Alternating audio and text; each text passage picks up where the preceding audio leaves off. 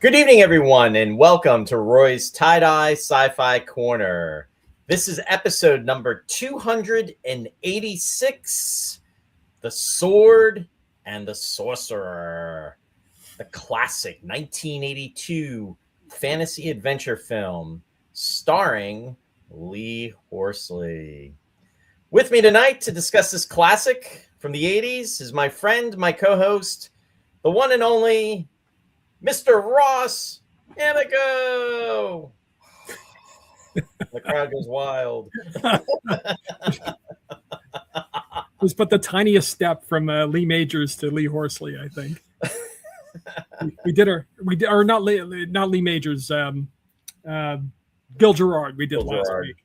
Yeah, we did our tribute to Gil Gerard. Now we're on Lee Horsley with The Sword and the Sorcerer. Yeah, we're making the rounds, folks. We're making the rounds, and I blew it already. Too many Lees. Snapped in half like a number 2 pencil. Yeah. Anyway, anybody hello, there? Ross. Hi, Hello. Roy. How are you? Doing well, thank you. How are you doing today? I'm doing just fine.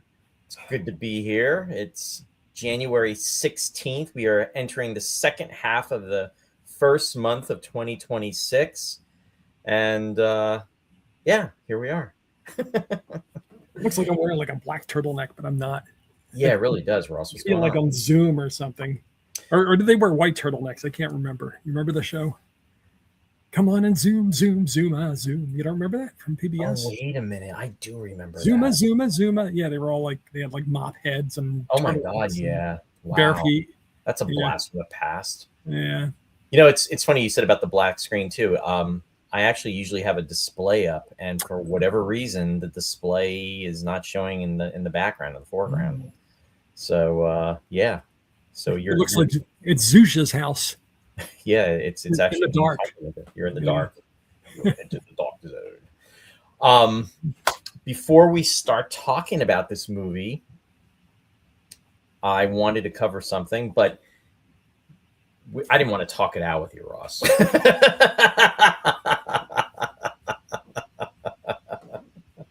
Anyway, before I get to that, I want to say hi to the folks that are out there, welcoming them to the show. So let's start with that, and then we'll get to that. So first out on the list is Randy Lee is joining us. Welcome, Randy. He's joining us from Wisconsin. Randy. Welcome. And he's saying hello, and he's saying, if my screen classic Ross, the classic. Yes, classic Ross is on classic Coke. Goodness. And the Hague is in the house. Hey, John, welcome. Hey, joining John. us from Pennsylvania. What's he doing here? I heard this is a favorite of his. Oh, yeah, I think we did talk about that. Yeah, I think we did too. Yeah. And Shari is beaming in from downstairs. Hi, hon. She's saying, Shari. hey, guys. And The Hague is saying PBS. I think he was referring to your Zoom. Zoom, right. And Randy is saying, yep. Send it to Zoom. Send it to Zoom. And Jeff Rubel is joining us from Utah. Welcome, Jeff. Great to see you out there. See, Ross, you were wrong. You said there would only be 2 or 3 people out there. We got 5. Well, we did nothing to promote this. So yeah. Michelle Diazzo is out there. Hey, Michelle, I hope you're doing okay. Michelle, yeah, I hope you're feeling better. And she's joining us from Connecticut. So good to see you out there. I'm sorry if you're not feeling well. And I think I got everybody covered. I'm sure there'll be more people coming in. Oh, John is saying 6 if you count my cats. That's good. Nice. Hail Caesar. It was the Zoom jingle, right? Yep. Zoom. Good. Glad to hear, Michelle. So anyway, before we get into the movie, which I'm very much looking forward to getting into, very, very cool film. I'm just going to give that little teaser out there.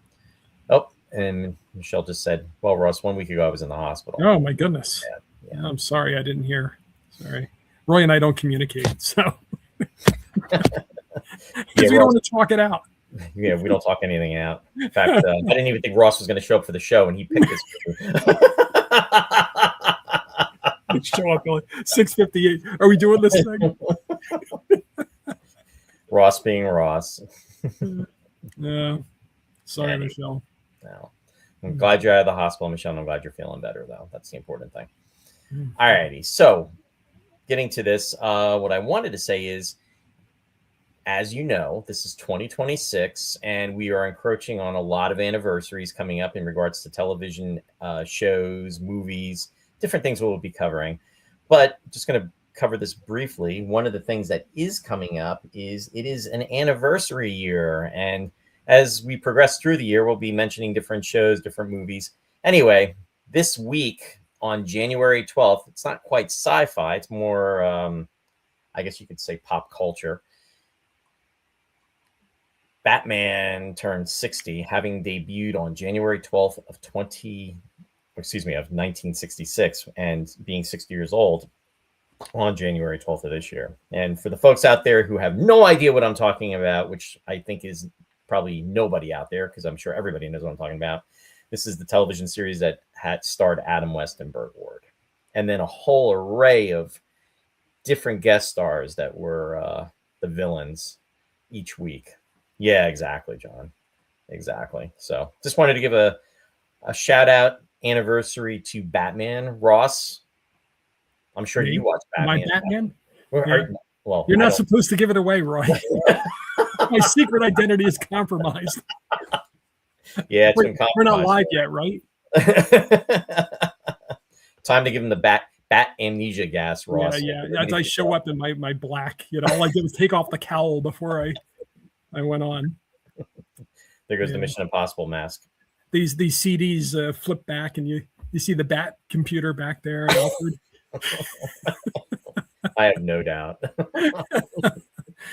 Man, we're coming up on a lot of these 60th anniversaries. We're only like 5 years away from the anniversary of the Boris Karloff Frankenstein.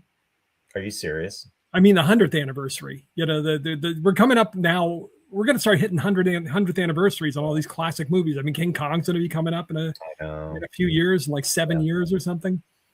Yeah, let's not rush things, Ross. I don't know about you, but 7 years from now, we're going to be a little bit older than what we are now. Let me see. Am I right, or am I just like shooting off my mouth again? Yeah, because it was 33. Yeah, we're coming up on that. It's crazy. Yeah. It's crazy.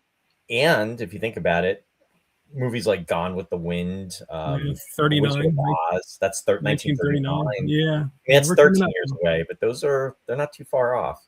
Hey, I want to say hi to Lou. Lou's out there. He's saying, hello, folks. I just remembered it's Friday. Hey, good to see you. He's always dressed for it, though. So, yeah. So there we go. We have that and another show. And in fact, I actually had posted it on the show's page because Lindsay Wagner actually, in fact, there we go. Just in case the folks didn't remember. But Lindsay Wagner actually was doing a special tribute on her page. And that was on January 14th, this Wednesday. The Bionic Woman, for the folks out there that remember The Bionic Woman and used to watch that, aired back on January 14th of 1976, which was 50 years ago. And that was this week. And I was a big fan of that show as well. And I wanted to give that a nod. But she, she was on her Facebook page. And she also had Ken, and oh my God, I'm forgetting his last name just went right out of my head. Kenneth Johnson. I think it's Johnson, who was a producer, writer, director, and worked, was a very significant part of the Bionic Woman. And he was on to celebrate with Lindsay Wagner, basically like the creator of the show too, I believe, which was a spinoff for the folks to remember, the $6 Million Man, which we've covered on the show. I covered that with friend Jack Bello back from my grade school days a couple of years ago. And it was a special 2-part episode of Steve Austin reuniting with his sweetheart from back, from Ojai, and they get together, and then she has a parachute accident, and then unfortunately crashes. And then Steve makes the decision to ask Oscar to get the approval to have her become bionic, and then they killed her character off, but there was such an uproar with the fan mail, that they brought her back and she got her own series. Shari is saying, I was a huge Bionic Woman fan. I was only 14. My mom wanted me to meet her date she was going out with that night, and I said, no, I'm too busy to meet him. I'm watching The Bionic Woman. Lots of laughs. She was in my favorite Sylvester Stallone movie. She was in Nighthawks with Sylvester Stallone and Billy D. Williams. Oh, and was it Rucker? No, it wasn't Rucker Hauer. Who was the bad guy? Was it Rucker Hauer? Wolfgar? Who played Wolfgar now? I'm not sure. Oh man, I think it was. Know. Yeah, I think everybody should know. Or everybody will know. Lou will probably know. Michelle will know. It's Rucker Hauer. Yeah. Yeah. Okay. So it was before Blade Runner. Yeah. And she was in The Paper Chase with. Yes. Oh, and now that I think about it, wasn't. She was on the Rockford Files. Wasn't John Houseman in the Bionic Woman? Didn't he guest on the Bionic Woman? He did. He actually played Franklin, Dr. Franklin, who created the Fembots. The Fembot. Yeah, I didn't make the connection before because they were both in The Paper Chase. She plays his daughter in The Paper Chase. There you go. Yeah. And John Williams did the music. No, that was after, though. That was after the Bionic Woman, right? That was in the early 80s, I believe. No. The TV series might have been around then, but The Paper Chase, the movie was in the 70s. 70s, early 70s? Yeah. Okay. You'll have to check that. But I think it was before Bionic Woman. I'm not sure. It probably was. Because all those shows are always earlier than I remember. I always think they're like later 70s, and they always turn out to be like Happy Days. It's like, wait a minute. How could Happy Days have been on so early? But then it stayed on forever. So. No, to your point, Ross, Paper Chase was 1973. So, yeah. And one was Bionic Woman. You just said it was 76 years ago. Yeah, but she came on in 75. But let me see. Oh, May's out there. May is joining us from Canada. Welcome, May. Great to see you out there. Mm-hmm. Thanks for being out there. John was saying, I want to say 79. Yeah, it was actually 73, but that's for the movie, John. So the series would have been later. So you're right about that.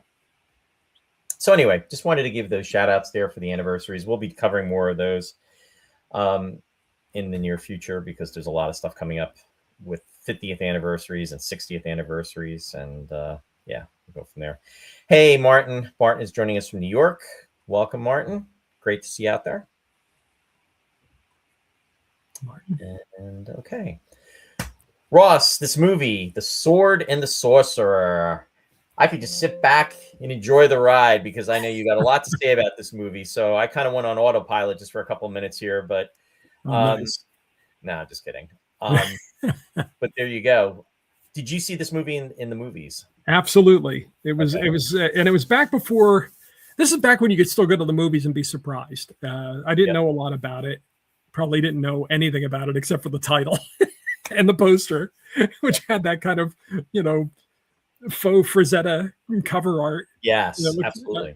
And I assume it wasn't Frazetta that did it. I think somebody was just imitating. I didn't look it up, but it's kind of like in the tradition of the original Star Wars poster, where the actors look nothing like what's on the poster.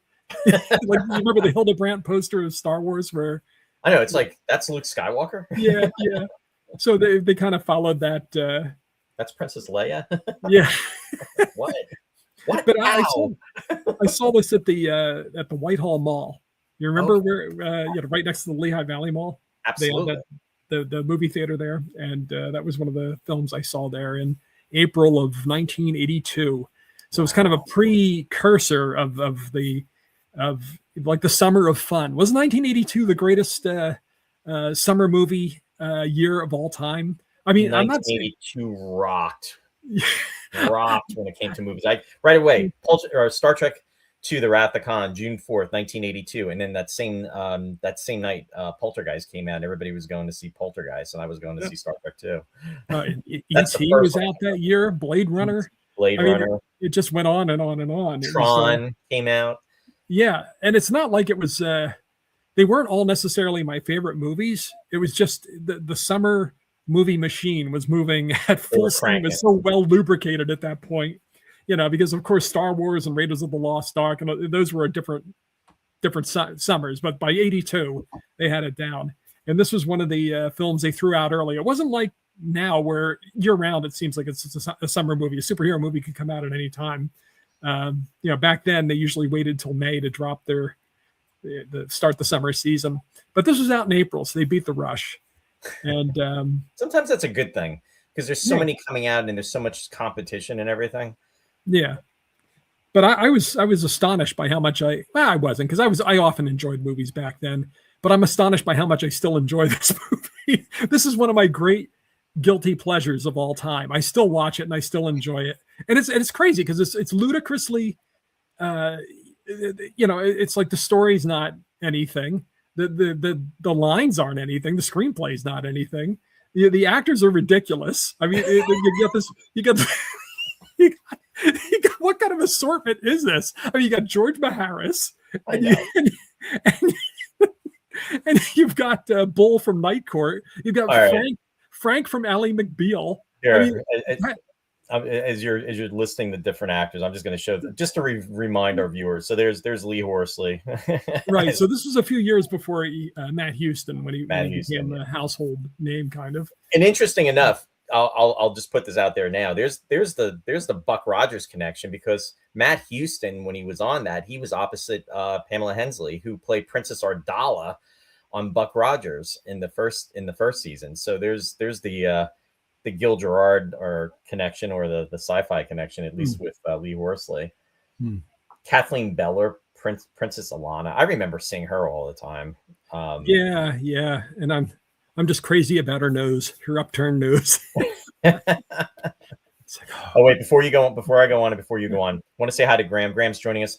Graham, welcome. He's saying, "Evening, folks. Currently rewatching The Bionic Woman and really loving it. Remember watching Lindsay Wagner in High Risk with James Brolin, James Coburn, Anthony Quinn, and Bruce Davison."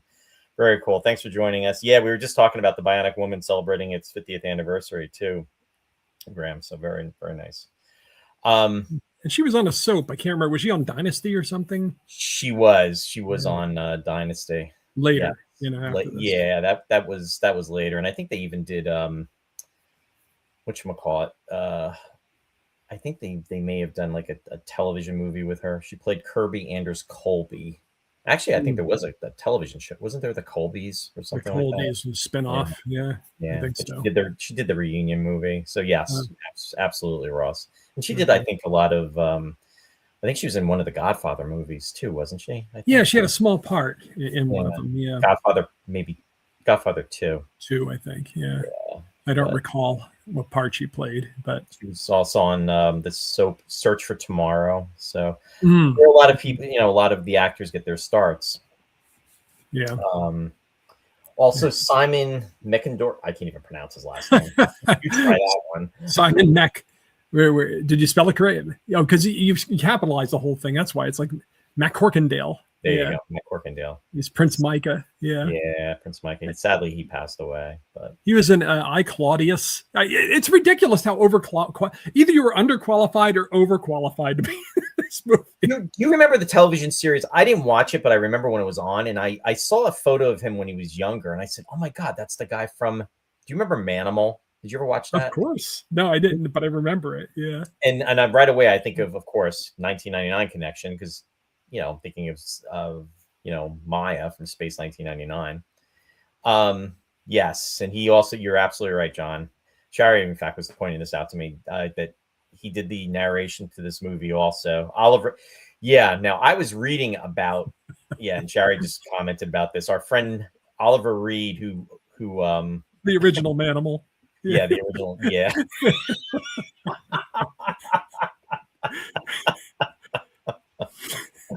Oliver Reed was supposed to be in this film, but then he came out and he showed up and he was drunk. And then he started throwing stuff in the office and he started insulting the director. And then what happened was, oh my God. There really is a fine line between brilliance and insanity, isn't there, Ross? Oh my God, you hear all these stories about Oliver Reed, and the one that takes the case. One night, we're gonna have to do like an Oliver Reed tribute, and more for just like smiles, and show that YouTube video of him on the Letterman show. Dave was like, Dave really looked like he was scared. Like, oh no, Oliver Reed takes his glasses off and starts getting into Dave's face. Oh my God, you can't make this up. Yeah. Yeah, let me get back to They sharing. broke the mold with They Oliver Reed. did. George Maharis. Shari Yeah. was saying to me, she's like, I know that guy, and he has done. What immediately comes to mind is Route 66. Right. He was a regular on that, and there's the other Star Trek connection because he wound up leaving that show, and then what happened was Glenn Corbett took over, and Glenn Corbett played Zephyrin Cochrane in Star Trek in the second season of Star Trek back in 1967, and yeah, so there's like that connection, but. George Maharis, I mean, he was a character actor. He was always popping up in different things.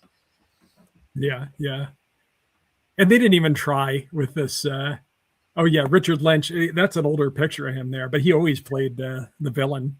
Always. I mean, I remember him from back in Battlestar Galactica. Oh my God, he was on all the TV shows. He was on everything, and the 7-Ups with Roy Scheider. He was in a lot of 70s movies. He also he did The Puppet Master. What else did he do? Scarecrow. One of the things that's really sad though is that I guess in the 60s what he did was he was doing drugs or he was under alcohol and then he accidentally like scarred 70% of his body and with flames. So then what happened was he detoxed, he got clean, and then he really just pursued his craft, and he was a very successful actor. I think he won a Tony also on Broadway. Really? Yeah. I mean, the scarring only helped with the villainous parts. Yeah. But he I'm telling tales out of school here, but I hear that he wasn't entirely sober when he showed up for this film either. The supposedly, you can't believe everything you read on the internet, but he was attracted to the film because he thought it was Academy Award material, and but he was a little bit under the influence, I understand, when he signed on for it. So, but he was excellent in it. Yeah. Didn't he win a Saturn Award, or he won? I think. Yeah, he won one of those science fiction awards. Yeah, for his best supporting actor, rather. Yeah. And he was also great in it. Yeah. Another Star Trek connection with him is he did it. Who remembers? And I know John's going to remember this, but do you remember? I think it came out in '83. I think it was right after Star Trek II: The Wrath of Khan. There was a television series called The Phoenix, and it was with Judson Scott. He was in that. Oh. Also, if for the folks out there that remember that show, and again, that's quite a few years back. It's like 43 years back, which is kind of crazy. It's insane how comforting it is to see somebody like Richard Lynch show up when he just plays the villain all the time. It's like, oh, good, it's Richard Lynch. This is going to be good. Yeah. I'm going to enjoy watching this. Well, I mean, he was a high caliber actor. I mean, he even did work with, I think he was at HB Studios. He did stuff with De Niro, Sally Kirkland. I think she just passed away recently. Diane Ladd. I'm just trying to think of things that I read. So yeah, when you see him, and to your point, I mean, he always was the heavy. In fact, in Battlestar Galactica, and then the sequel to Battlestar Galactica, the show that we don't like to mention, he was a recurring character on that show, I believe, for a few episodes too. So Richard, show me the money, Lynch. Yeah, my cats are killing each other. Oh shoot! I might have to go off camera for a second. Oh boy, it's all right. Just shrieking. John saying TV movie Vampire back in 1979. Yeah, there we go. Okay. Yeah. So and then Richard Moll playing I can't even pronounce that name. Zusha of Delos. Zusha of Delos, yeah. I mean, who remembers Bull in Night Court? Exactly. Bill from Night Court. There he is with hair. Yeah. And a beard. Nope, Shari said Richard was a Marine. Yep. Bull. Love that show. He was so good on Night Court. Sadly, he passed away. There's so many people that have left us. And then you have Anthony DeLongis. He played Rodrigo. Okay. Right. Yeah, he's another one that was in it. Okay. Yeah, Robert Tessier, this guy's got to be like a patron saint of trash movies. He was in Star Crash, remember? Yes. And The Deep. And I think he did Buck Rogers. I think he did a Buck Rogers episode. Well, see, he's the one I thought did Tiger Man, but we found out that it wasn't him. Yeah. Now, I was almost thinking he was the guy, and it's not because he didn't come up. I was almost thinking he reminded me of the guy that was in Raiders of the Lost Ark, that Indy Right, fights by the Pat plane. Roach. Yeah, But that's not him. no, It's similar they type. have that look. Yeah, the Killer Instinct look. He could have played the Vulture if they made a Spider-Man movie back then. Yeah. Yes, with the longest yard. With Burt what's his name? Reynolds. Burt Reynolds. Yes. Yeah, absolutely. Yeah. He was married to an actress that was, the character's name was Mary Jane, and she was in a Batman episode. And I was like, oh my God, because I found out when doing the research that he was married to her. Nina Van Pallant, Queen Malia. That was she played the queen. She played the mom, who sadly got at the beginning. Yeah. And check out the facial hair there with King Richard. Yes, this is what you're dealing with this movie. A lot of crazy wigs, a lot of crazy facial hair. A few mustaches, but a lot of those beards, goatees, and the costumes. A lot of them were kind of a little on the cheap side, and there's just something about this movie though. It had the cool crown that Richard Lynch wears, the villain wears, and of course we can't not speak about the sword. I'm sure you must have a slide somewhere of that sword. I do not, but we'll talk about it. We can talk about it later, but where did that sword come from? Yeah, the sword. The unspecified Middle Ages, where you have like rocket swords with 3 blades. And why doesn't he doesn't retrieve the blade? I know, he just leaves it. He just leaves the blades, and then he shows up later in the movie with 3 more blades. Like, how did that happen? I don't know. I guess he goes around to the smithies and they forge him some more swords. I don't know. Oh, John said he was the villain in the first episode of Highlander. He was referring to Robert Tessian. Okay. Yeah. He said everyone had one back then. Anna Bourne. Oh, Bjorn. Yeah. So she was from Iceland. I looked her up. I didn't see any film credits other than this one. I'm sure she did something, but yeah. Okay. Who else do I have?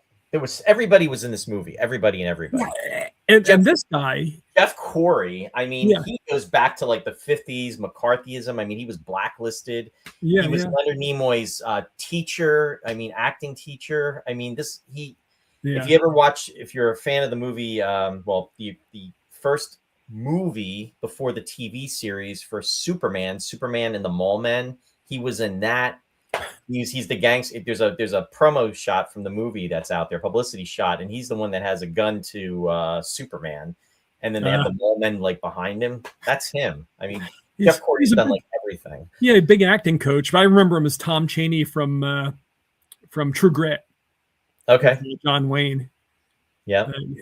Yeah, Corey, he did every movie. He has. You're right, John. Everything. I mean, you name it, he's been in it. So it's it was.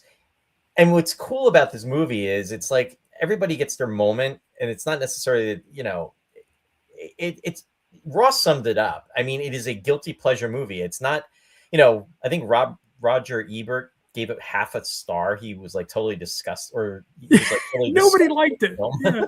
None of the critics liked it. They totally trashed it, and it is ridiculous. It's such a half-baked script. Yeah, come on. I mean, it's like, we need a good king. Let's call him Richard.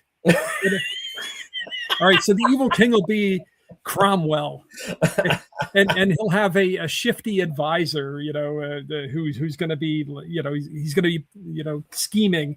Should we call him? Let's call him Machiavelli. It's a little bit like Machiavelli. And our hero will be talent. Yeah. So, and the history is so. It's not historical; it's fantasy, but it's just so slapdash. But it's fun. It's fun. It's fun. And it takes itself seriously to a point, and then it's like, forget it. Well, I love it. The one scene, they're gang. It's serious. They're ganging up on the princess, and they're basically going to try to take advantage of her. And then he's just like hanging out there, and he's got his like, you know, his meat on a bone, his joint of mutton or something. Yeah, I know. Well, it's deadly earnest at times. Yep. And then it's just so tongue in cheek at others. And the director, Albert Pyun, which is the first time we're mentioning him, you know, he gets a lot of disrespect. You know, he's made a lot of movies. He's made a lot of movies. I mean, I was taking a look. I mean, he was originally involved with Total Recall. What was it? Radioactive Dreams. Cyborg that came out in '89. Yeah, with Jean-Claude Van Damme. Yeah, that was one of his bigger hits. Yeah. Dangerous Choice, and that was Carrie Lowell, who was the Bond girl in the second second film with Timothy Dalton. And he made the horrible Captain America with J.D. Salinger's son, where he has the ears glued on the outside of the cowl outside the mask. And somehow got Darren McGavin and Melinda Dillon to be in it. So I really, License to Kill. Thank you, John. It's one of my favorite Bond movies. Exactly. And I feel for this guy. And sadly, he's passed away. He died at a young age. He was only 69 years old, but he died. He passed away from MS. But he was really just trying to be taken seriously, and he was really trying to establish himself. And his movies, he did. And you know what? And when he's from, he lived in Hawaii, and when this movie premiered, he was contacting the movie theater to let them know that, The Sword and the Sorcerer is out, and I did it, so please show it. You know what I mean? He was really just trying to put the word out there, and he was only like 28 years old when he directed this movie, and that was the other thing. It was his first film. He made film. Like everyone we know, he was making 8mm movies, and he wasn't afraid to do stuff. Like you said, call up the movie theater. Once he left a script in Charlton Heston's dressing room and got thrown out by security. I mean, that just a nice guy. Hey, Sue, welcome. Great to see you out there. Say hi to John. Hope you're doing well. And thanks for being out there. And Sue's in Massachusetts. And I see Dennis Chevalier is joining us. Dennis, welcome. And Dennis is joining us from Canada. Great to see you out there as well, too, Dennis. Hope everybody's doing good. Yeah, I mean, just wanted to make a movie, you know what I mean? And then I guess he was dealing with the suits. He was the one guy that he was going up against in regards to the producing the film. Brandon Chase. Yeah, because I think at one point it even says it's a Brandon Chase film. So, it's like there was a power struggle right there for that. Yeah, there was. And I could never figure out why they cast that kid as a younger Lee Horsley. They've got like this. You know why, don't you now? Yeah, because the producer's son. Can you say nepotism? Yeah. Wow, he really grew up in 6 years or whatever he's supposed to be. Yeah, isn't that amazing? Talent's supposed to be in his 20s or something. But so he met Toshiro Mifune, a great Japanese actor, and Mifune was going to do Dersu Uzala with Akira Kurosawa, who's known as one of the top filmmakers in the world. So all of a sudden, Albert Pyun, who was invited by Toshiro Mifune, was going to be working with Akira Kurosawa on this movie. And then Mifune and Kurosawa kind of had a tense relationship at that point. And they hadn't made a movie since Redbeard. But so Mifune went and did a TV series. So Pyun went and worked on that TV series with Mifune. So he's almost a like a disciple of Kurosawa. So probably would have worked as an intern or something. But you'll see some of his biographies. It'll say, "Oh yes, he studied with Kurosawa," but I don't think he ever actually, maybe even met Kurosawa. But he's one of these great near miss guys. He had all these great opportunities, like you said, Total Recall. It was floated that he would direct this, and at the time, William Hurt was attached. And some of the actors he worked with, I mean, he actually did work with some big actors. I mentioned Melinda Dillon and Darren McGavin, but he also worked with Chris Christopherson, Rutger Hauer, Burt who were Reynolds, huge back in the day. James Coburn he worked with, and Lance Hendrickson, Dennis Hopper, uh, Christopher Lambert, John Delancey. John Delancey, there was you in go. one of his movies. Sarah Douglas was another one. So, you know, he got these movies made and he got these actors in them, but he never, you know, he was always derided critically and compared to Ed Wood by some unkind critics. Because some of the things are a little incompetent, you know, right. but he didn't care. You know, he just wanted to keep it moving. And he wouldn't put together a shooting schedule. All the actors would have to show up, and he'd say, "Okay, we're going to do this scene today." Well, and I read the reason why he did that was because that way they couldn't throw him off the film, and then it would be like having the roadmap for another director. But to his credit, what he really wanted to make was a really fun movie with this film, and he totally succeeded, and that's what grabbed me. I love Errol Flynn. I love the Adventures of Robin Hood. I love the Seahawk. And of course I love Harrison Ford. I love Indiana Jones, you know, and this kind of like mashes the two of them together into a swashbuckler. And I'm not by any means comparing this to Raiders of the Lost Ark or the Seahawk. That's probably it is nowhere in that universe. But the sense of fun is very much intact. And in fact, it's funny. I read everybody writes reviews on the internet, but I read a review saying something about, we can forgive the middle act that's kind of like flabby or whatever. That's my favorite part of the film. Screw the setup, you know.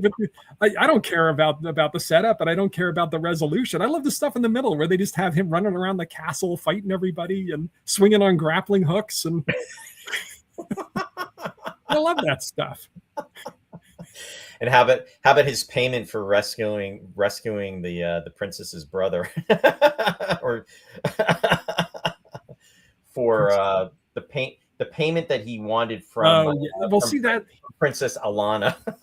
See, this movie even closer to it's even closer to like 1950s kind of throwaway historical epics that they used to make, things like Prince Valiant, just fun movies. But what sets it apart, makes it very different than the 50s movies, full of suggestions and double entendres and gratuitous nudity. But if you can look past that, it's kind of a 50s movie. Yeah. It jumped a couple decades. I mean, come on. I mean, him swinging on that banner at the end. I mean, how could you not love that? Or him being crucified and getting the nail out. Interesting thing about that, they actually shot two different versions for that because they were smart. They knew that it would be shown on television. So what they did was they had an alternate version. He wasn't quote unquote crucified. They had him like tied to the stakes with his hands for the television version. Too intense. Well, it was a bloody movie at the time. Now I look at it and it's just like whatever. I mean, it's, you know, you put on anything now and it's nothing but blood. So, but to me, it also had a little bit of the Excalibur vibe, even though again, Excalibur I thought was a much better movie. But just all the reflective metal and the light and the blood and everything, it just kind of had that feeling. But Excalibur was by no means a romp. It wasn't a swashbuckler. It was a much heavier movie. Yeah. Oh, definitely. Just want to say hi to Ruby. Ruby's out there. Thanks for joining us. Welcome. Yeah. No, I agree. It definitely had. What did you say, Errol Flynn? Yeah, it was kind of like a mix of Errol Flynn and Harrison Ford, the character. You know, because he had kind of that wry, cynical, you know, and he didn't always make the best decisions, you know, like Indiana Jones would always screw up. And it was kind of like that with Talon, you know, he was a little too cocksure. Yeah. John said, I always think it's like Blade Runner. All the critics hated it. It was crap. Now it's thought of as a kind of good. Citizen Kane was a piece of crap when it first came out. Now it's on list as greatest movie ever. Yeah. Well, that's, you know what? You can't always listen to the critics, which we know. I mean, it's crazy how this film really, I mean, in the box office, it did extremely well. The film grossed $39 million, making it the most profitable independent film of 1982. And that's when 39 million was 39 million. I mean, that was a lot of money back then. You know, Absolutely. now it's not anything, but yeah, back in 82, that's respectable. Yeah, money. Definitely. Well, there's somebody who loves Citizen Kane. Go figure. Yeah, Michelle. the one of the highest, most acclaimed movies of all time. Yeah. Oh, and you did mention about the sword. So for the folks that didn't get an idea, did you find it? I did find it. So let me just go ahead and bring that up 1 second here. Oh, and he said, and I didn't realize this. Pune said that he came up with the idea. There you go. Now this thing, it's got the 3 blades. Can you see this? Yeah. And you can launch them. They fire and pierce things. Because what faux medieval sword doesn't have propulsion like that. Yeah, it's the most ridiculous thing, but so cool. And I just love at the point where he busts off the crucifixion. There's the big rebellion, and he runs. First they have that big slow motion montage with him like throwing everybody around, and then he runs to the table and leaps in the air, and then Frank from Murphy Brown. That was Frank from Murphy Brown, wasn't it? I thought that was Ross. I even said that. Yes. Okay. Yeah. Yes. What's his name? Yes. Joe Regal. Budo? Yeah. Regal Budo. Yeah. It's like casting. Because he's like Talon's right hand man. Yeah. It's like casting Larry Fine as Little John. Right. There he is. And I thought he was great in it, but it's hilarious that they would even consider him for a swashbuckler. And that whole scene where they recruit these guys, they get, Talon's in trouble, and they're in that whorehouse. They're just like all popping out of these cubbies. Oh, we got to save Talon. Oh my God. And not just Tessier is in this movie, but also the guy who fights him in the deep. Oh yes, and in fact, wrestler. Yeah, this is the second film that he's fought with him in the movie. Yeah, Carl Maynard. Yeah. Let me. Carl Maynard. Yeah. Earl Maynard, wasn't it? Oh, Earl. There he is. Yeah, Earl Maynard. Thank you. I got to put my E there instead of a C. There you go. Yeah, so they gave him these physique on that guy. Oh my God! I mean, he's like a mountain. He's a freaking mountain. He had a good time with this movie. And can you tell me, like, how on the earth did he put his head against that grindstone when he had to pedal it to use it? Right. You think he was still pedaling it? Well, let me pedal so you can, But this isn't that kind of movie. But oh my God, what a satisfying ending though. Yeah, I didn't even care about the one-on-one duel, at the end. It was just so good up to that point. And Jay Robinson was in it. Dr. Shrinker, the guy who played Caligula. There he is. He was King Charles. And I could never find him in this movie. What part did he play? I've only seen this movie like 8 times. I couldn't find him either, and that's why I don't have him up.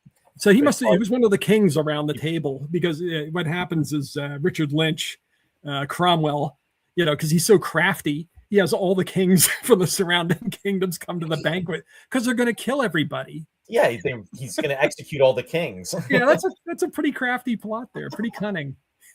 And if you remember, Richard, do you remember Peter Breck back from the day when he was? Oh, the Big Valley. Big Valley, yeah, exactly. Yeah, that's right. I thought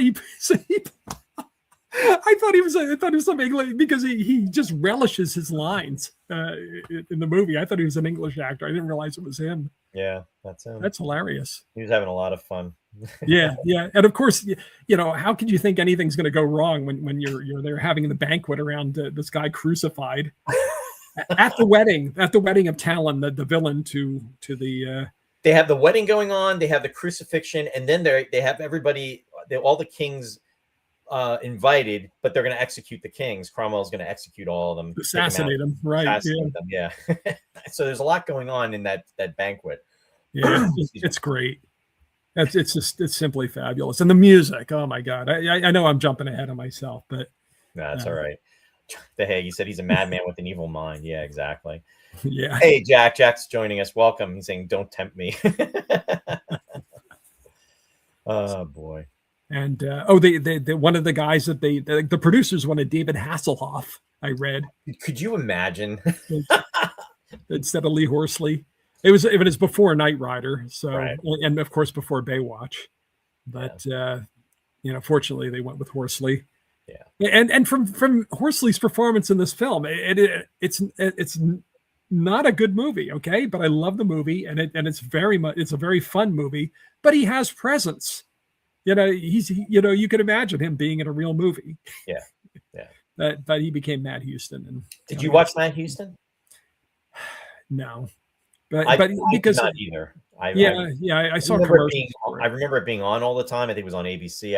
I remember it being promoted. I remember it being successful because it was on for a while. But no, I didn't watch it either. Yeah. At that point, I was kind of not watching TV. When was that? Was it like after '84 or '80s? Early like. It was definitely in the '80s. I think it was around '80. Actually, it was 80. I think it was '82. So it was really close. It was probably right after this movie was made, because this movie came out in '82 and Matt Houston came out, in September. So he probably did. This movie was shot in '81. So shortly after this movie was filmed, he started doing Matt Houston. Yeah, I was out with my friends, I think. Either that, or if it was on opposite, like Monday Night Football or something, we would never have it on. My stepfather had control of the set, so if it was on opposite something he liked, then we didn't see it, or I was out horsing around with my friends, so I didn't see it. Now, sadly, stuntman lost his life on this movie, which I always remember having read, but having watched it just this week again, I saw they dedicated the film to, I guess his name is Jack Tyree. And he took that 78-foot gratuitous plunge, because it doesn't even fit with, Cromwell stabs Zusha, the sorcerer, and he staggers off the camera, and then they cut to this long shot of the guy falling off the cliff, which was totally not even a necessary shot, but they left it in the film, know. Yeah. But he missed he didn't hit the inflatable thing to break his fall squarely at the bottom of the drop. So so there was for this classic film, somebody gave their life. Yeah, that's not. When I saw that kind of shook me up, actually. I've assimilated it because I read about it years ago, but. Right. No, it was, In fact, it always makes me think of the Twilight Zone movie. When I hear something like that, because you remember Vic Morrow, and then there were the kids that were involved. The kids were that too, and it was with the plane and the helicopter, and then how they died and everything. I don't want to get into that, but it's just tragic. Yeah. But, not on There's no reason for anyone to die making a movie, especially Sword and the Sorcerer. But But I did not see this movie in the movie theater, though. I had not seen it. So when did you see it? Just this week? The day before yesterday. All right. Well, there you go. I remember it being out. I remember being in the theaters, being advertised. You know what it was? I wasn't really into the fantasy films, Ross. I enjoy them now, but back in the day, I was more the sci-fi guy. Oh, give me a good sword, and I'm there. Now, Lost in Space, Professor Robinson. Zorro. I always thought that was really cool. Oh yeah, I love Zorro. Sure. The space destructors, when he got to showcase his fencing skills, he did that in the one episode, and then he also did it the one with Michael and Sarah. There was that. So anyway, I digress. yeah, and they it's a lost art. They don't make movies like this one certainly anymore. They don't make them like they made them in the 50s or the 30s. They don't make Errol Flynn movies anymore. There's a new Robin Hood coming out with Wolverine. Who's in the Neil Diamond tribute movie. was it Some Song Blue? Who am I thinking of? Hugh Jackman is going to play. Yes. I did hear about that. Yeah, and it's called The Death of Robin Hood. So I thought it would be like a straight Robin Hood story because the myths talk about the death of Robin Hood and everything, and they already made that into a movie with Sean Connery, Robin and Marion. So I thought it was going to be that kind of movie, but now they're making Robin Hood to be a real bad character, and it's all gritty and grimy, and it's like, why do you get Hugh Jackman and take Robin Hood and make that kind of movie? I'm not going to go there see that movie. I want to see a good movie. I want to see I don't know. At the time that Robin Hood Prince of Thieves came out with they were making that with Kevin Costner. 1990. At the same time, there was 1991 that came out, I think. Yeah, there was a rival project being kicked around. I don't know how far along they were with it, but Mel Gibson was attached to a Robin Hood movie. Interesting. And now, if it would have been Mel Gibson of the Lethal Weapon Mel Gibson, I would have loved that Robin Hood. Yeah. But if it had been Mel Gibson of the Braveheart Mel Gibson, I wouldn't have liked that Robin Hood. I love the Lethal Weapon movies. I'm too tired. The earlier ones I liked. When they got a little later, they got a little hokey. But I want to see Robin Hood cutting up a little bit. I don't want it to be like just misery all the time. I mean, once in a while you got to have peasants suffer. You got to put them in the stocks and have them throw wine on his face and stuff. And then Robin Hood comes and saves them. Saves the day. Saves them. Catching up on the deer. Catching up on some of the comments. The Hague said Horsley deserved better. Mm-hmm. And then he said his uncle was on the show was Buddy Epson. Didn't realize that. Ruby's saying Matt Houston versus Magnum PI. Oh, there you go. Yeah. And then said Matt Houston was shown on the BBC. That's where I remember it from. And John Hale, Jack Tyree, yes. And Airbag. Yeah. And Kept the Fall. Yeah. They kept the fall in the film. Yeah. Yeah, John, I would agree. Star Wars basically was a fantasy film, but it was sci-fi fantasy. That's why I want to see Herbie the Love Bug movies. The Love Bug movies. Yeah. Didn't they try to resurrect that? I think they did. Well, they tried to resurrect the Bug period too. Those came back like in the mid 2000s, 2007, 2008. Sue's saying, how about Worf and Robin Hood? Sir, I protest. I am not a merry man. Yeah. Yeah, and that was with Q. Yeah. They did that. That's right. Do you remember the short-lived Mel Brooks TV series, When Things Were Rotten? I remember the title. Which was a send-up of Robin Hood. Yeah. I don't think it went that long. Well, maybe a season or something. Yeah. Look it up. If you Sadly, want. Things like that just don't last anymore or won't last. There's just no appreciation. Well, that was from the 70s, though. Yeah. Well, could you? It's back when Mel was even last today. A couple of episodes. Yeah. It would be a streaming series with a bunch of unfunny comedians. Yeah. Because all of them that have that Mel shtick are all gone. There are no more Harvey Kormans or Tim Conways. Or Tim Conways or Gene Wilders or that sort of thing, or Kenneth Mars. I mean, who can sell a Mel Brooks joke like these guys? Yeah, it's a different era, Ross. Really different era. We're fading away, Ross, and then all that's going to be left is this show, and even the suits are trying to take the show down. And even from a technical standpoint, they don't feel like Mel Brooks movies. There's the Spaceballs sequel is supposedly filmed now, I think, or at least he filmed his part in it. But I'd be very surprised if it felt like I didn't even like Spaceballs, but I'd be very surprised if it felt like the original one, because they always had John Morris do the music, and then they would always put in the Mel Gibson movies always be musical numbers, parodies, and things of that sort, and they wouldn't do that today. Now, is that coming out next year? That's coming out next year. Right? I don't know. I'm not really following it too much. I'm pleased that he made it because Spaceballs, it gives Mel something to do. I think came out in '87, so it would time out to be the 40th anniversary of the original movie. Wow, that's crazy. Yeah, I'm not a fan. But That's insane. Wow.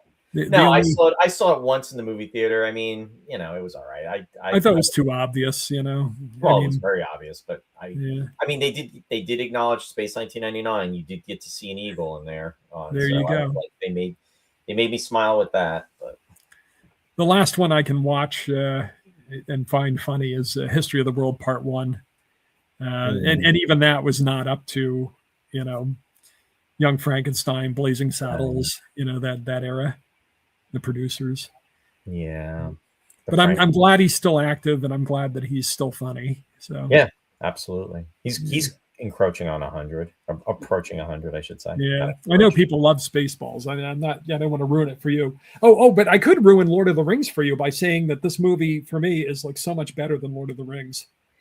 I would watch Sword and the Sorcerer like 10 times in a row, rather than sit down and watch Lord of the Rings.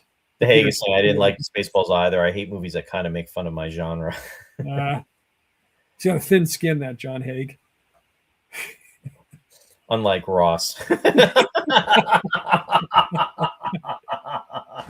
I'm tough as leather. Put up your dukes, Ross. I'll see hold you on your head to the stage. grindstone like Robert Tessier. I'll see you on stage. Put up your dukes. There he goes. The best way to get back at me is to strand me here alone.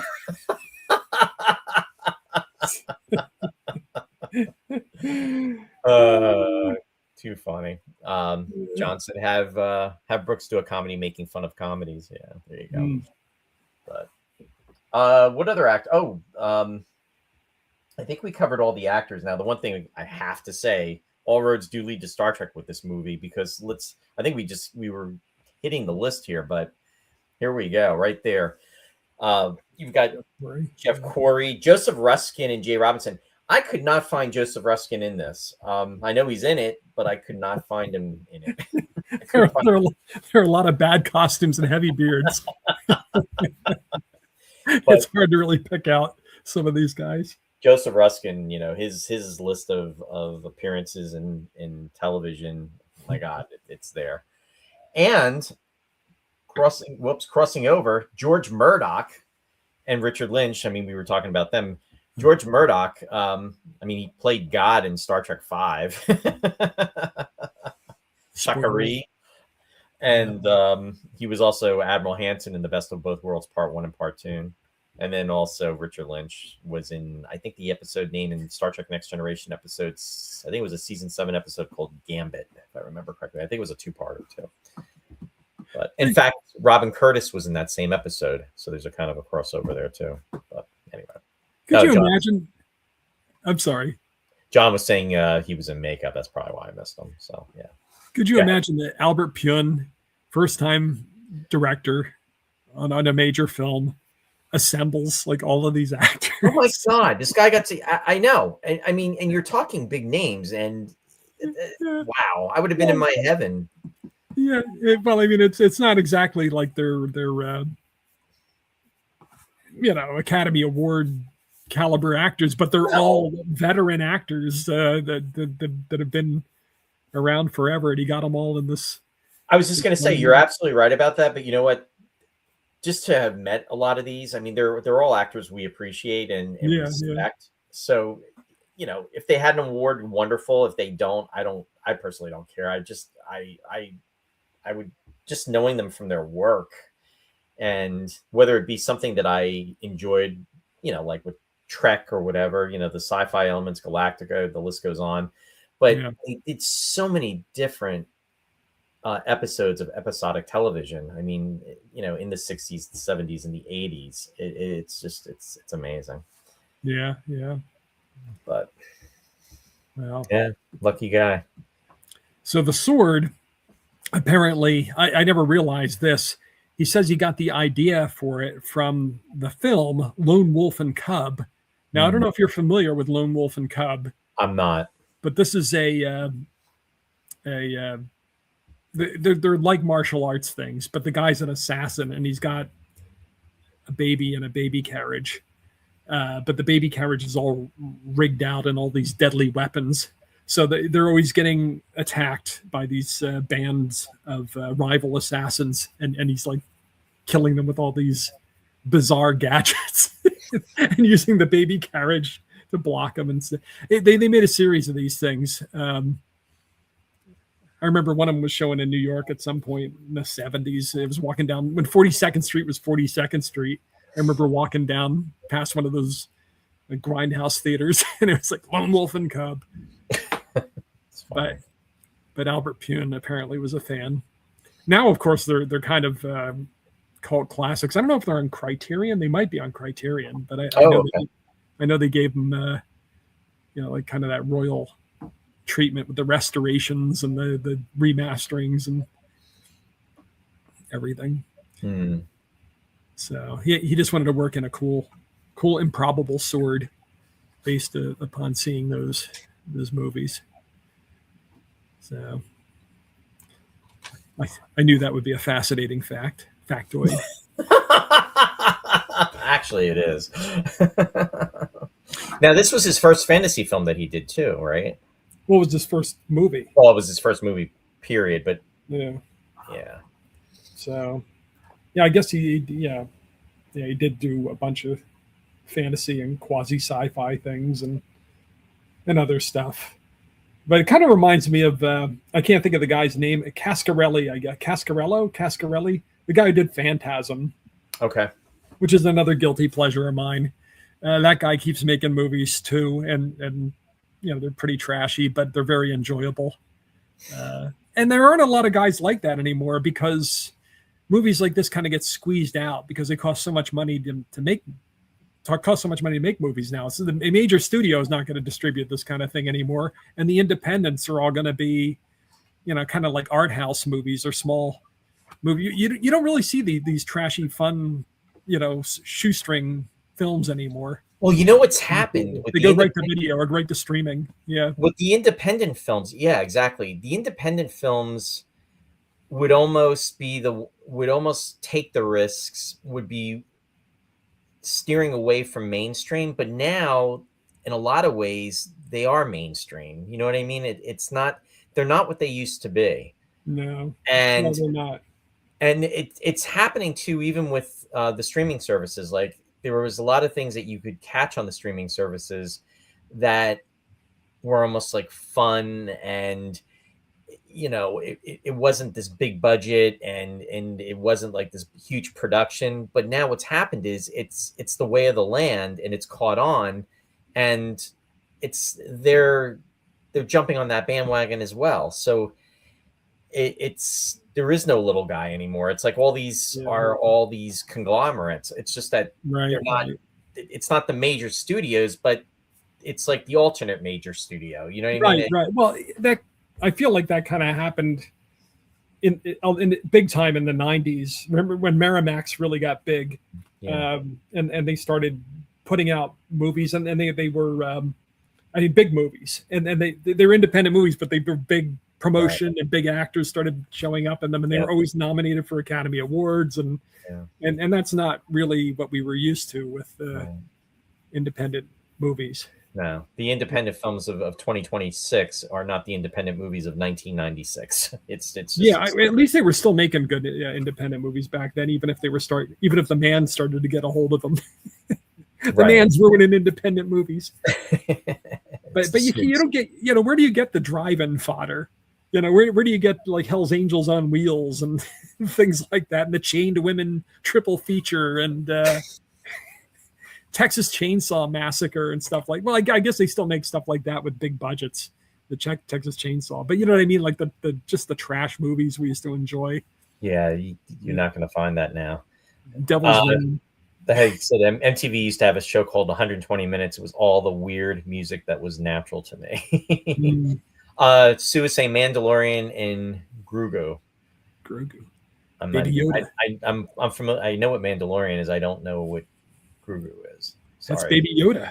Oh, okay. There you go. I've never seen it, but come on, Baby Yoda. I know who Baby Yoda is. I just didn't realize Baby Yoda was Grogu. That's the real name, the official name. Okay. Yeah. See, I'm not keeping up. I'm not keeping up with the Joneses. I'm not keeping up with the Obi-Wans. I'm not keeping up with the Jedi Knights.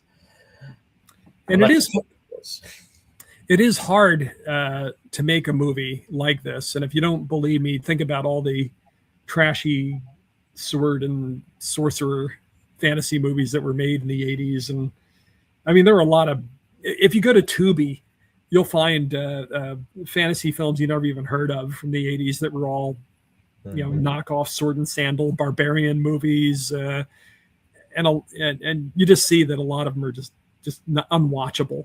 I'm still trying to make my way through Sword of the Valiant. I was curious about that. That was the one that had Sean Connery as the Green Knight. It was a Gawain and the Green Knight telling. Okay. And everybody's in it, like Peter Cushing's in it, and Ronald Lacey, and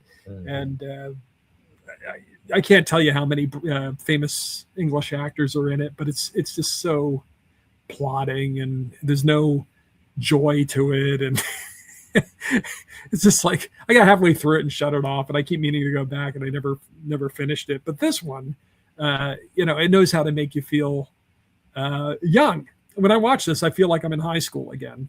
Even though I don't even know if I was in high school yet when this came out in '82. Wow. Were we in high school? We were. We were in high school. Yeah, we were in the 10th grade. Well, it depends on when we would have been in the 10th grade. So it makes me feel young when I watch this movie, and it has that sense of adventure, and the last line about, come on, we have kingdoms to rescue and women to love. And yeah. That was the other thing too. He didn't want any part. I mean, he should have been the king. I mean, that was his lineage, but he didn't want anything to do with it. No, because he was a mercenary. He was an adventurer. Mm-hmm. But I mean that the kingdoms to win and women to love thing doesn't fly anymore. So John is saying you guys got to do Hawk the Slayer. Oh yeah, Hawk the Slayer. Yeah, who just said that about Wolf and? I never really thought about that, but it really is Lone Wolf and Cub. Yeah, anytime you have like the hardened fighting man, and he has to take care of the baby kind of thing. Yeah, I guess it is kind of that prototype. But now there was a sequel that was supposed to be made for this. In the end credits, it says Talon will return and it's Tales of an Ancient Empire. And they really, I mean, this movie had sequel written all over it, as far as everything was kind of lined up. And I was excited about that. I remember my stepfather said, "You liked it that much?" Because I was like, "Oh, I can't wait for the sequel." and so I'm waiting for the sequel. And of course, the sequel never comes. Out of nowhere in 2010, I'm sitting at my computer and I said, I wonder whatever happened to Tales of an Ancient Empire. I swear to God, I Google it, and the next month it's coming out. Wow. So I get on the phone with my friend Paul. Paul, they made a sequel to Sword and the Sorcerer. We gotta go. And he's like, I'm in. We're all excited for it. And then it doesn't really show up anywhere. I was waiting for distribution. It was like Lionsgate or somebody distributed it. So it should have been in theaters, but I never saw it come around anywhere. And then I started reading the reviews. And sure, Sword and the Sorcerer got some pretty negative reviews, but Tales of an Ancient Empire was just savaged. And that's what Kevin Sorbo, right? Yeah, and that was the other thing, because I'm reading this, and the people that were connected with it, they had Val Kilmer lined up. They had Christopher Lambert was going to be in it. Yeah, and granted, all right, because Christopher Lambert, he was Highlander at least, and Greystoke. Yeah. He's not going to be like Laurence Olivier or anything. But do you want Laurence Olivier in your swashbuckler? But that doesn't add up. But anyway, but it had names, and Steven Seagal was supposed to be in it. So it's like, so they're really gonna throw something at this movie, and then of course they all dropped out. And we got Kevin Sorbo. He's breaking up, eject. And Michael Paré was supposed to be in it too. I watched a little bit of it. I think it's online, and it just hurts. The trope with the female vampire, the vampire queen, is just overdone. We've had too much of that stuff, and I guess they must have run out of money or something, because they do this connecting of like the whole prologue is just drawings and weak animation of what happened, and they connect scenes with like storyboards almost. And I think that they just didn't have the money to finish making the movie, and the end product is something like 80 minutes long or something. It's not really a full-length movie, so unfortunate. Oh, and Talon shows up for one scene. Lee Horsley's in one scene. I knew he was in the movie, but so he got one scene out of the whole thing. Yeah, so it would have been like, earlier it would have been a Talon. But what really horrifies me is I looked up today, he was 55 years old when he made Tales of an Ancient Empire. I thought he looked 1,000. I mean, how old must we look? Well, you know what? Lee Horsley, I couldn't believe it. He's only 70 years old. Well, but he was only 55 when he made that sequel. So I mean, it's one of those things where you got to, like, I can't see myself as being. I'm the Ancient Empire. I'm like Lee Horsley. I'm like no, we are. I'm older than Lee Horsley was. No, we're exactly. I mean, the fact that this is our 60th anniversary coming up, you know what I mean, as human beings this year is just like I don't know. I'm just trying to wrap my mind around it. 59 and a half, but not that I'm counting, is in like 4 days. You know what I mean? So it's like, wow. Oh, yeah. Are you going to do a half birthday? Are you going to have like a mad tea party or something? It's just weird though, because everybody that, we went to school with, we went to different schools, but it's just like, they're starting to experience, birthdays happening. And it's just kind of crazy. Like Joe Brickman. I mean, his birthday was last, and he's a watcher. Joe, I know you're not watching you'll be on the rewind, but happy belated birthday. And I wished Joe a happy birthday last month. But I mean, he just turned, the big 60, and now it's like this whole year, it's like for both of us, it's going to be, celebration of birthdays. Joe's birthday's in March. Ours are in July. I mean, it's crazy. Well, it's a good thing if we're celebrating birthdays, but. Well, yeah, and that's I know. You could have were younger. I didn't think I was going to be making it to my 60th, so let alone or even let alone my 59th. So I am grateful. Oh, and you know what? I know she's not out there, but happy belated birthday. It was her birthday yesterday. Happy birthday, Eva. Eva's a watcher of the show. I went to grade school and high school with Eva. So happy birthday, Eva.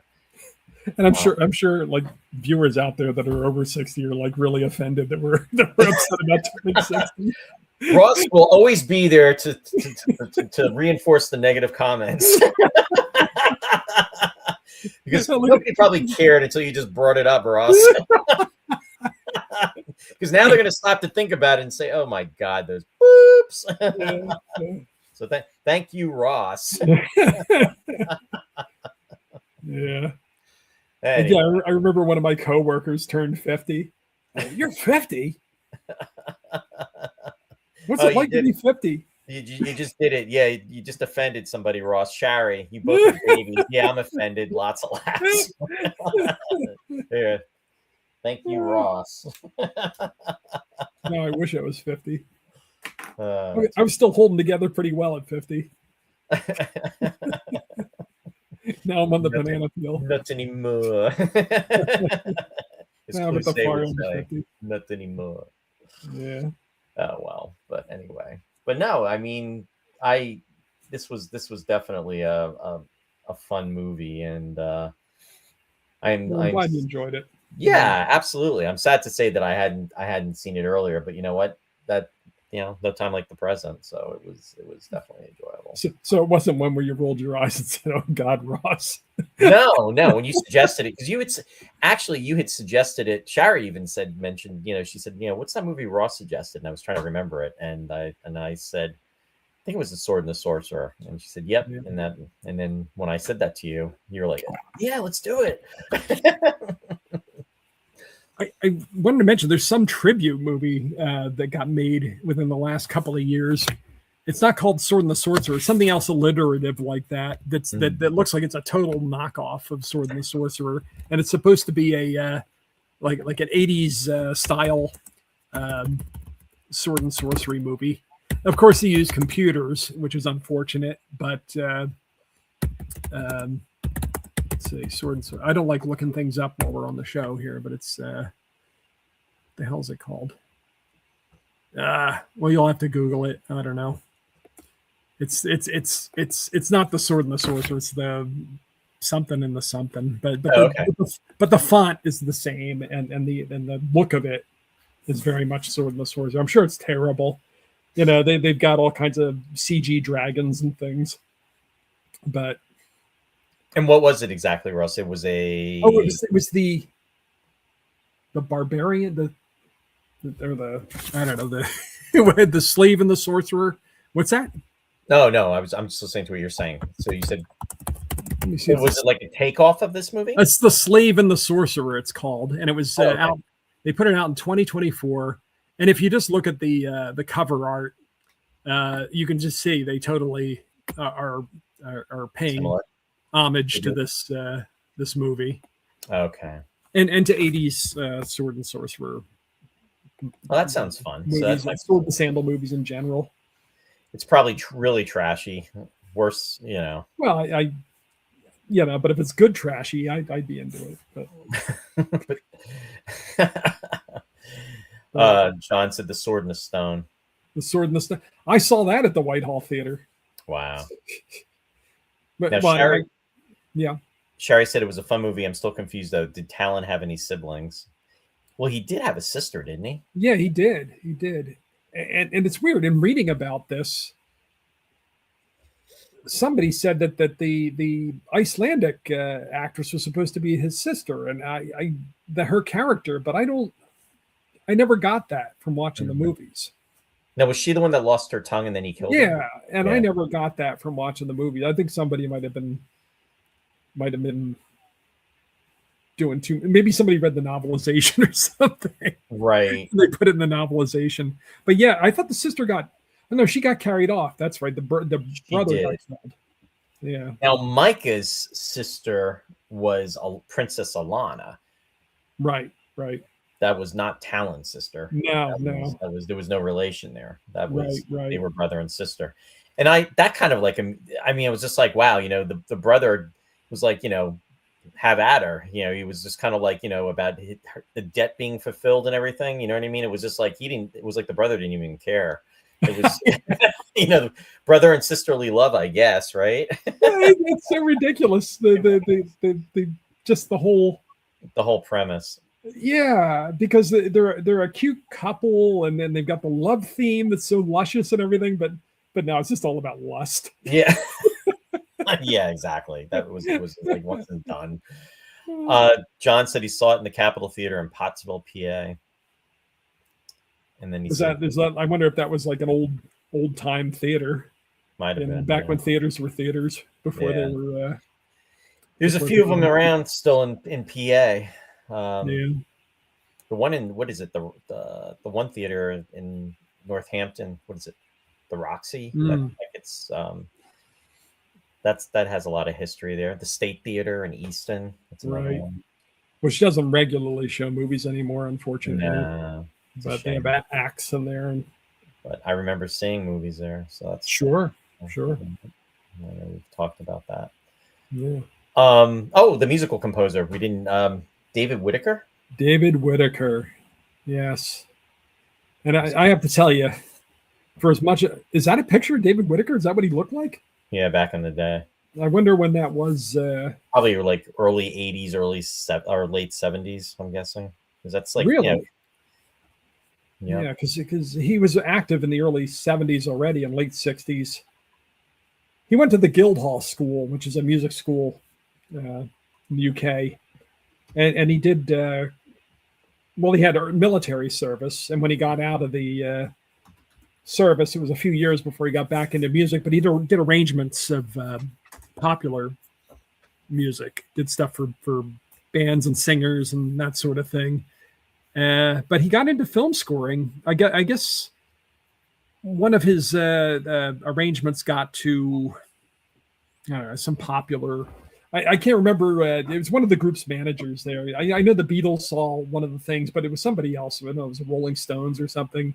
And the manager got his name out, saying this guy should be doing movies and stuff. Mm-hmm. So he started doing films. And the ones that we remember are pretty much like the Hammer films and the Amicus movies.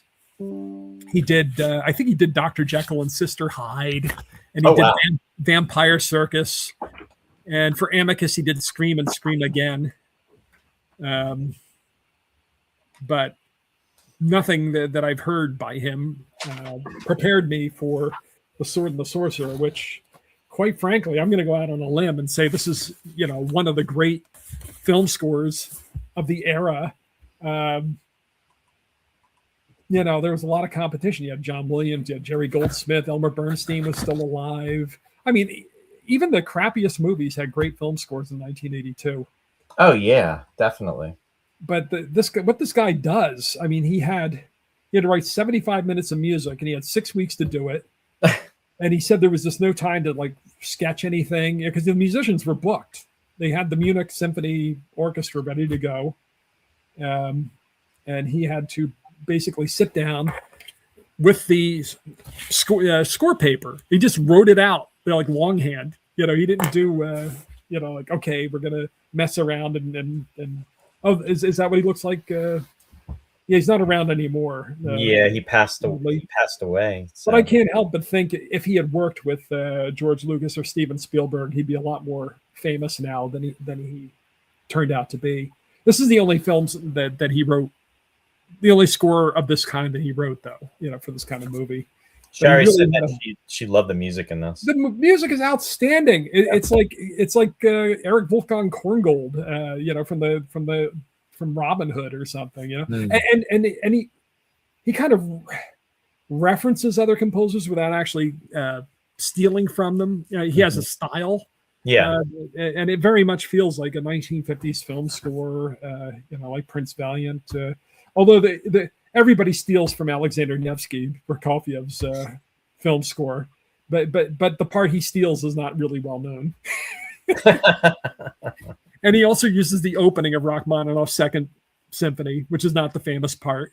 But the rest of it is he conjures like Vaughan Williams and stuff, but he doesn't lift exactly from Vaughan Williams. And apparently his attempt track, they used Superman, among other things.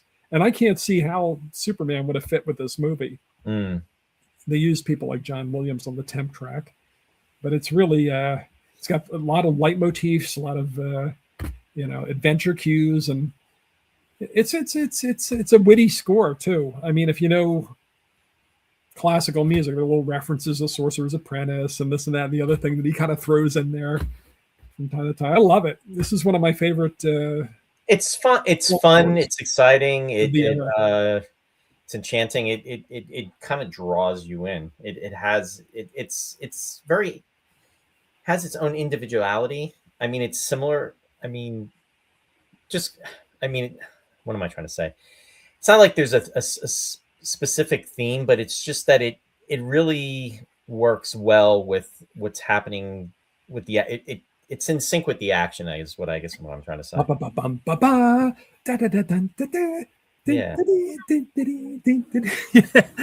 Yeah, I can't. I'm too high in the register there, but yeah, I can hear the music. So there are themes, but there's a certain swaggering, swashbuckling element to it that I wish that, or I like to think that if John Williams wrote an Errol Flynn movie, it would sound like this. Yeah, John said, I often think film composers all belong to a den of thieves. Well, yeah, they borrow from each other. But, all composers belong to dens of thieves. Yeah, but when you've got the when you got that gun to your head, when you have a deadline, and you've got to have that whole score written for 100 musicians, like a big group. That's crazy. You're just writing whatever pops into your head. And like I said, if you don't know the stuff really well, you're not even going to know that it's not like James Horner's stuff where it's like right out there that this guy stole it. I think this is a much better score than Willow, and I love Willow. That's funny. So, yeah, the music, that is. Yeah, he passed away in 2012. So David Whitaker. Yeah, he's one of those guys where I didn't know what we lost, and now he's gone. I would have written him I would have crushed on him in a fan letter. I would have sent him a really nice fan letter had I known. Yeah, but I didn't. So another missed opportunity. Another guy I should have written to, but didn't. Yeah, I know how that is. That's kind of how I felt last week about Bill Gerard. I really would like to have had him on the show. That was definitely a missed opportunity. So whether or not he would have done it is a different story, but I didn't even get a chance to ask him. So kind of bummed about it. Yeah. But if you go on YouTube, I think tracks are posted from the Sword and the Sorcerer on there. If you go Sword and the Sorcerer OST, original soundtrack or whatever, or soundtrack or film score or whatever, you'll get cuts from it. Oh, John said Scream and Scream again. Give it a view. Awesome 70s horror. Yeah, I saw it. Yeah. So thanks, Ross. That was good. It's the best. It was Ross at his finest. Was it really, Ross? Which it probably was. Was it? Is it one for the books? That's as good as it gets, folks. I'm older than. Don't worry about all those other lost episodes. This is the one. This is the one. Yeah, I know. This will be the one that survives. You'll put it in a bottle and throw it in the ocean, and somebody will fish it out 50 years from now. What's the old saying? Nobody cares. Who's this guy in the black turtleneck? It's not a turtleneck, damn it. Oh shoot! Just viewed Sword and Sorcerer as you guys did your thing. My GIF, the 80s were awesome. Yeah, the 80s were awesome. Now it's like, so you got to watch it as we're talking about it. 45. Can I have a viewer party? Oh my god, it's crazy. I wouldn't want to talk over the movie though. No, but thanks, John. Appreciate it. Yeah, I was going to watch it again before we did the show. I like it so much, but then I looked at the calendar. First of all, I have shows due for the weekend, my radio shows, and I look at the calendar. It's like, oh, I have a concert at 2:00. Typical Ross. Ross is not a pod, folks. So you're racing to get all my stuff done by noon so I can get out of here. So I was on the road like a 10 of 1 for a 2:00 concert in Philly. So, only you, Ross. Only you. Yeah, somehow I made it. Ay. Oh my goodness. Yeah. Too funny. Anyway. Alrighty then. Well, we're going to start to wind down. If you have any last minute comments, please post them in the chat and we will circle back to them. I'm going to go through the shout outs. I'm going to go relatively quickly tonight. So here we are, bringing you creative awareness through our shout outs. Anyway. I want to give a shout out to our friends Mike and Mary Beth from Sci-Fi Distilled Wednesday nights, 7 p.m. Eastern Standard Time, and they are going to be doing the 2002 movie Bubba Hotep. That's the Cascarelli. That's Don Cascarelli, the guy who did Phantasm.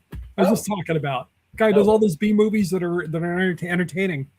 Yeah, this is with what's his name? Just popped into my head and popped out again. Bruce Campbell. What is it? Bruce Campbell. Yes, Bruce Campbell, right, where he's Elvis. Is he Elvis or isn't he Elvis? Yeah. I actually had not heard of this movie, so I'm intrigued. It's entertaining. Yeah, so they're going to be covering that this Wednesday night, which will be, what is today's date? It's going to be January 21st. So check out Mike and Mary Beth, Sci-Fi Distilled, 7 p.m. Eastern. If you want to see Elvis and JFK fight a mummy in a nursing home. Yes, I was actually reading the summary about that. It actually sounds like a fun movie, to be honest with you. Yeah. So they'll be doing that. I want to our friend Bill Scratto from Country Gate Theater. Country Gate, want to give a shout out if you are in the Belvedere, Harmony, New Jersey area. Country Gate is going to be doing their next show. The dates are April 18th through 19th for the first weekend, and then April 25th through the 26th for the second weekend. And they are doing The Miracle Worker. So definitely check that out. And also for information about Country Gate, you can go to the website, which is www.countrygate.org. And then also Bill has his own website, which is www.billscorado.com. And I want to give a shout out to Warren in regards to his new Space 1999 convention that's going to be taking place in September, which is going to be Manchester 1999. The dates are September 11th, 12th, 13th of 2026, which is approximately 8 months from now. For website information in regards to the convention, you can go to www.space199950years.com. So definitely check it out. And Nick Tate is scheduled to be there, Anton Phillips, Suzanne Heimer, and Carolyn Seymour. And there will be other guests as well, too. Before I go on, I'm catching some of the comments. Haig said, "I like you so much, Ross, but the camera I have set up in your bathroom is broke. Some guys might show up tomorrow to fix it, so no worries." And then Lou just said, "I just watched Bubba Hotep again today. Great movie."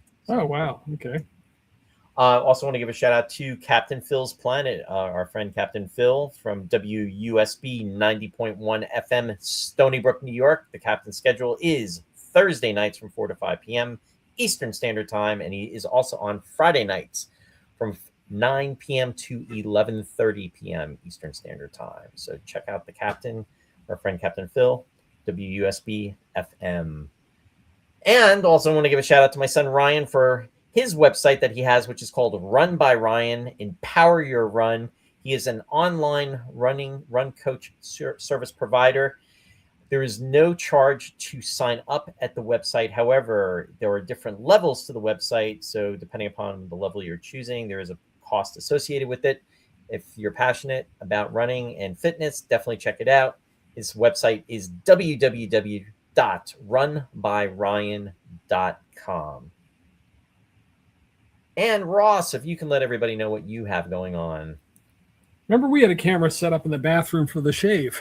I do remember that. So maybe that's the camera that Haig had. He kept it going there, kept it active. Mm-hmm. Okay, these are the shows I've got, the radio shows I've got. The one of them's on right now, Picture Perfect. If we get off of here, people can rush over right now and listen to music from The Great Escape, because it's all Prison Break movies tonight. I have music from Papillon and Shawshank Redemption and Cool Hand Luke and The Great Escape. That's the movie music show Picture Perfect on right now on KWAX at the URL. Sweetness and Lights, the light music show. Tomorrow morning, I'll be celebrating the centenary of Maura Shearer, who was the Scottish ballet dancer and movie star. She was in The Red Shoes, and I'll be playing music from some of her films that she was in, and also some of the ballet roles for which she was known with the Sadler's Wells Ballet. That's tomorrow morning at 11 o'clock. And the Lost Chord tomorrow night is all about cabinets of curiosities.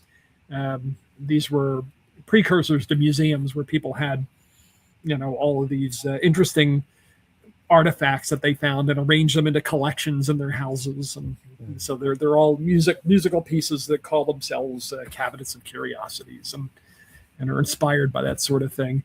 So you probably won't know any of the composers, so I won't mention them, but that's tomorrow night on The Lost Chord. It's Curiouser and Curiouser is the name of the program, and that's at 7 o'clock Eastern on KWAX. I'll be promoting the shows tomorrow on my Facebook page. Picture Perfect is promoted right now. It's over there if you want to go read the write-up.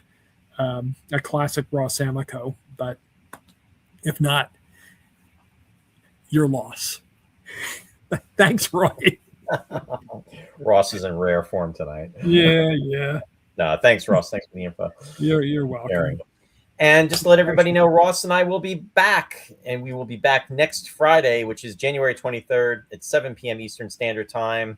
We will have to announce what we'll be doing probably by Tuesday. And we got to get ahead on this. We got to get ahead a week so we know what we're doing. Yeah, I know. But you're never around, Ross. So you're usually going to concerts in Philadelphia, and I can't track you down. So no, I'm around a lot. Except for anyway, episode 287 will be next Friday, so stay tuned. And we will be gearing up within approximately 13 weeks. What's 13 weeks from now, Ross? That's 4, 8, 12. It's close. We're going to probably be hitting the 300th episode sometime in May, if not. You know what, Ross? If we double down, yes, Ross, you and I can double down and do 2 episodes a weekend. We could actually time it out that the 300th episode will be on the show's 6th anniversary. So there we go. or we could just count this one twice.